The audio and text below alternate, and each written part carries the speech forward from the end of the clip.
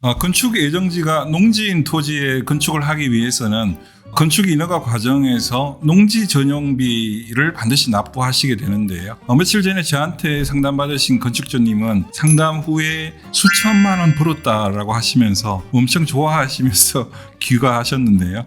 어떻게 된 사연인지 영상 끝까지 시청하시기 바랍니다.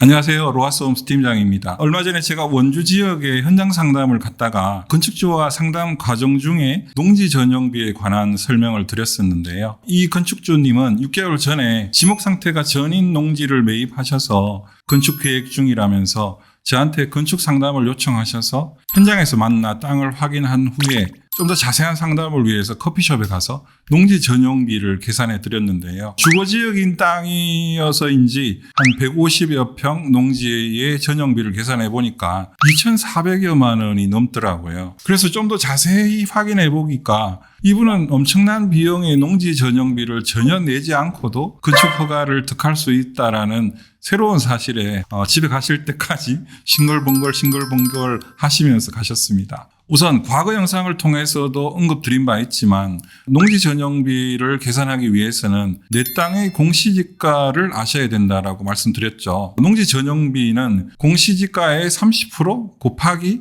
면적인 셈이니까 공시지가를 알아야 되면 당연한 겁니다. 공시지가는 토지이음이라는 사이트를 통해서 토지 주소를 입력하시면 토지이용 계획 확인안을 열람하실 수 있고 그 서류에 제곱미터당 공시지가가 나와 있습니다. 가령 예를 들어서 토지이용 계획 확인원에 나와 있는 공시지가가 6만 원이라고 가정한다면 공시지가의 30%라고 했으니까 2만 원 곱하기 면적을 하면 되는데요. 일반 예비건축주님들이 간혹 그 면적을 곱하실 때 평수로 곱하시는 분들이 있으시던데 면적을 평수로 곱하면 안 되고 반드시 제곱미터로 곱하셔야 한다는 사실 잊지 마시기 바랍니다. 토지이용 계획 확인원에 나와 있는 공시지가가 제곱미터당 금액이니까 당연히 면적도 제곱미터로 곱하셔야겠죠. 따라서 6만 원의 30%면 2만 원이니까 150평이면 2만 원 곱하기 150이 아니고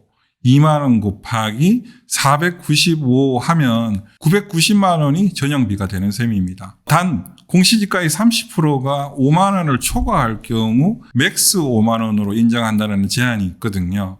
따라서 서두에 말씀드린 것처럼 이분은 주거지역이라고 말씀드렸잖아요. 시골이어도 주거지역은 일반적으로 공시지가가 16만 5천 원을 초과하는 토지가 상당히 많습니다. 공시지가가 제곱미터당 16만 5천 원이 초과하면 그것의 30%인 5만 원이 되니까 초과하더라도 무조건 5만 원으로 인정해서 5만 원 곱하기 150평이니까 면적으로 환산하면 495제곱미터.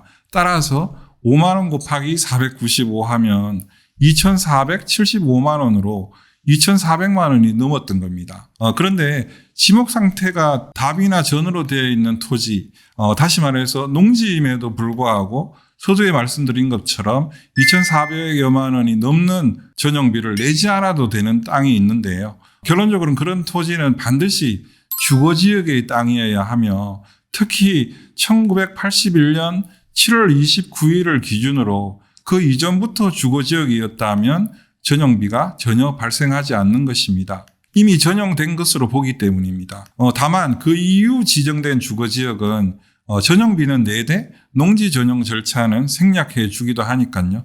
참고하시기 바랍니다. 그럼 내 땅이 주거지역이면서 지목 상태가 농지인데 농지 전용비 면제 대상 토지인지 아닌지는 그럼 어떻게 알 수 있냐고요?